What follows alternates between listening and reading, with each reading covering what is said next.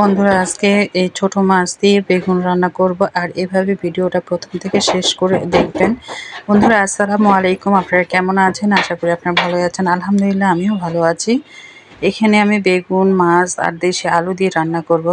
মাছগুলো দিয়ে আগে আমি লবণ হলুদ দিয়ে মেখে রেখেছিলাম। আর কড়াইটাতেও আমি আগে থেকে তেল গরম করতে দিয়েছিলাম, কারণ আমার শরীরের অবস্থা একদম ভালো নাই। যত তাড়াতাড়ি পারি রান্নাটা শেষ করতে পারলেই আপনাদের সাথে অনেক ভালো হবে, সেজন্য আমি তাড়াতাড়ি করে রান্নাটা করছিলাম। মাছটা ভাজা হয়ে গেছে, আমি এখন এটা তুলে নিব।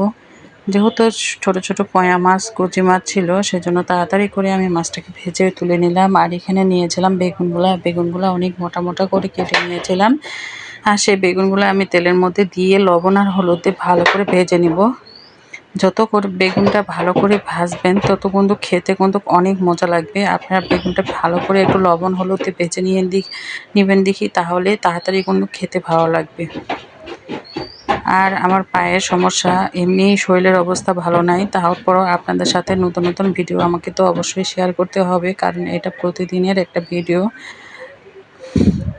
এখন সামান্য হলুদ আর লবণ দিয়ে দিয়েছি। আর এখন মাছটাকে আমি বেগুনটাকে ভালো করে ভেজে নিচ্ছি। আর এভাবে আপনারা বেগুনটাকে একদম বেগুন চপের মতো করে ভেজে নেবেন। বেশি শক্ত হবে না, বেশি নরম হবে না, সেভাবে ভেজে নিতে হবে। এই যে বেগুনটা আমি ভালো করে ভেজে নিয়েছি, এখন আমি তুলে নিব। আর এইভাবে বেগুনটা আপনারা গরম ভাতের সাথে খেতেও পারবেন, কিন্তু বেগুনটা বেশি ভাজা হয়নি, একটু শক্ত শক্ত ছিল। এইভাবে মাছের জন্য বেগুনটা ভেজে নিতে হবে। এর মধ্যে আমি আলুটাও দিয়ে দিয়েছি কড়াইয়ের মধ্যে। আজকে আপনাদের কাছে যত তাড়াতাড়ি পারছি রান্নাটা শেয়ার করছি।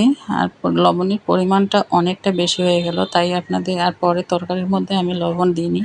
এই লবণ দিয়ে আমি তরকারির মধ্যে নামিয়ে নিয়েছি, কারণ বেগুনও লবণ দিয়েছি, মাছও লবণ দিয়েছি, আলুর মধ্যেও বেশি পরিমাণে লবণটা দিয়ে দিয়েছি। এখানে নিয়ে এসেছে পেঁয়াজ বাটা আর কাঁচামরিচ, মানে কাঁচা আর পাকা মরিচ যে ছিল সেটা বেটে নিয়ে এসেছে শিলপাটা থেকে। আমার মেয়ে, আমার পায়ের অবস্থা খুব খারাপ, সেজন্য আমি শিলপাটার কাছে যেতে পারিনি। আমার মেয়ে বেটে নিয়ে দিয়েছে, মাশাআল্লাহ অনেক সুন্দর করে বেটে নিয়েছে, তাতেও ভালো। আর এখানে আমি একটু হলুদ দিয়ে ভালো করে মশলাটাকে আমি কষিয়ে নেব। আর যেহেতু আলু তো আর ভেঙে যায় না, এভাবে মশলার সাথে কষিয়ে নেবেন, তাতেও কিন্তু খেতে ভালো লাগবে। এখন আমি বেগুনগুলো দিয়ে একদম উল্টে পাল্টে করে ভেজে নিচ্ছি। আর এর মধ্যে দিয়ে দিচ্ছি মাছগুলাও। সব তো ভাজা, একবারে একটু নেড়ে চেড়ে নিয়ে পানি দিয়ে দিব, ঝোলের পানি।